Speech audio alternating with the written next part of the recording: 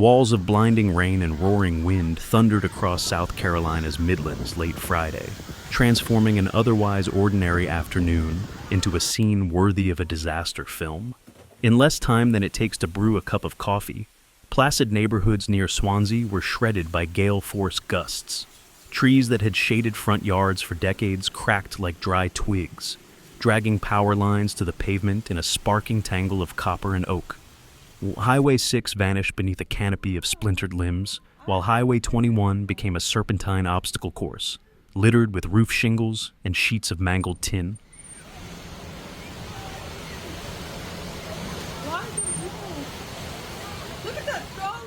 Across Calhoun County, deputies radioed reports of debris blanketing Highway 601. A lone farmhouse stood gutted on one side of the road, its porch torn away, furniture scattered across a freshly planted field that now resembled a junkyard.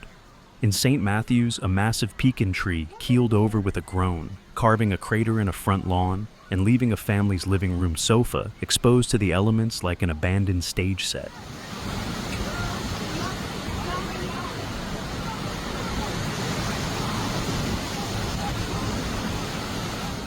At the height of the onslaught, nearly 9,000 Lexington County customers groped through darkness.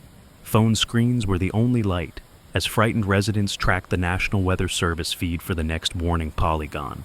Calhoun and Clarendon counties fared little better. More than 5,000 outages blinked onto utility dashboards within minutes of each other, plunging rural crossroads into a night that arrived hours too early.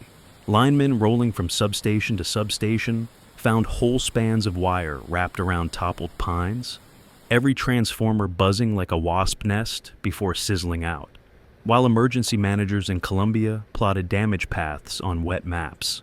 A second storm cell charged east toward the Grand Strand. It cleared the intracoastal waterway just after 7 in the evening, dragging curtains of rain that erased the skyline of Myrtle Beach and sent carnival-colored beach umbrellas cartwheeling across Ocean Boulevard.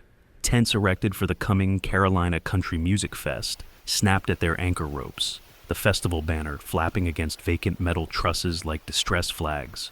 Inside Myrtle Beach International Airport, a gate arm broke free, smashing into the wing of a regional jet idling at the concourse. Passengers felt the jolt reverberate through the fuselage, followed by an anxious hush broken only by the hiss of rain on aluminum. Miraculously, no one was hurt. When you walk.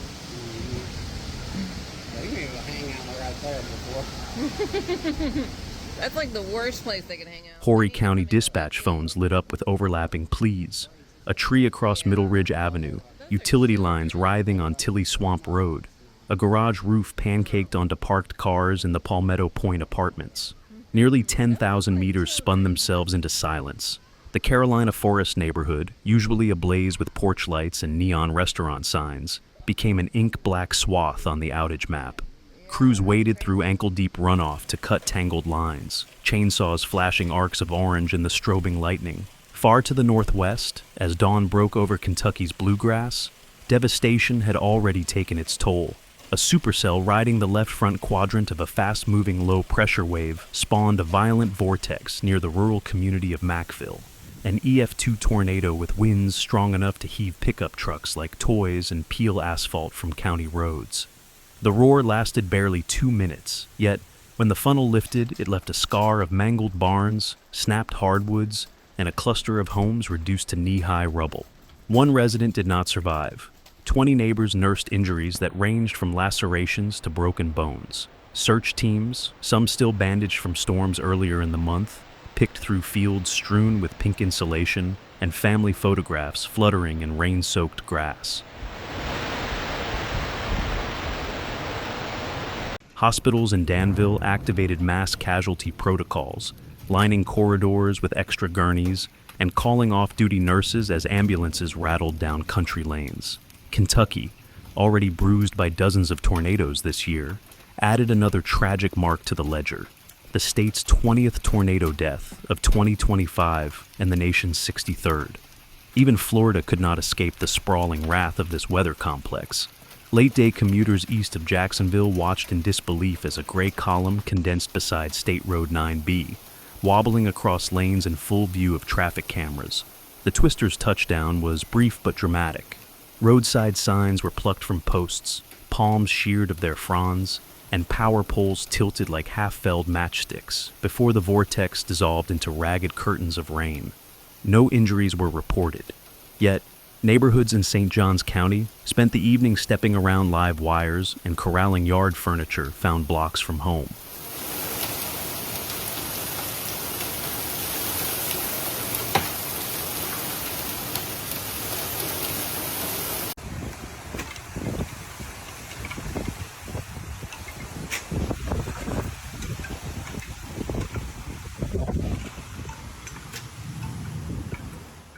By sunrise Saturday, the storms had sprinted off the Atlantic seaboard, leaving behind an eerie calm broken only by chainsaws, generators, and the distant whoomp-whoomp of National Guard helicopters surveying flood-soaked farmland.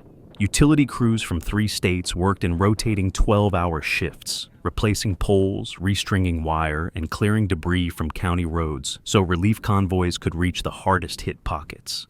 In church fellowship halls from Lexington to Mackville, volunteers ladled soup into styrofoam cups for neighbors who had lost kitchens, while children colored thank you cards for firefighters who had guided them, flashlight in hand, through a night they will recount for years.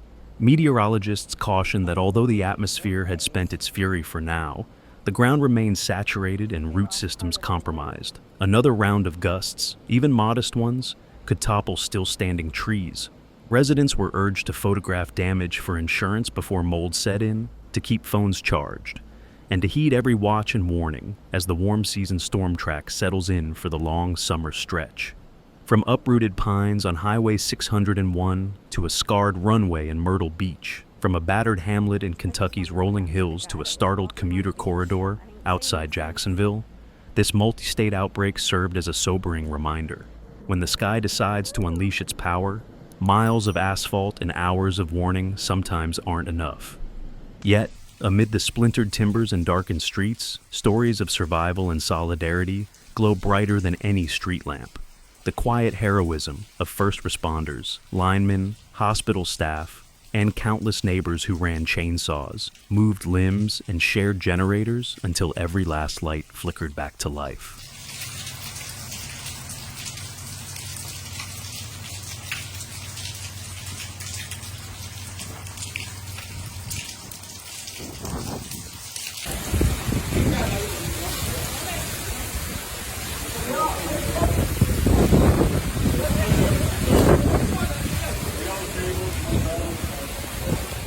Thank you for watching. See you in the next video.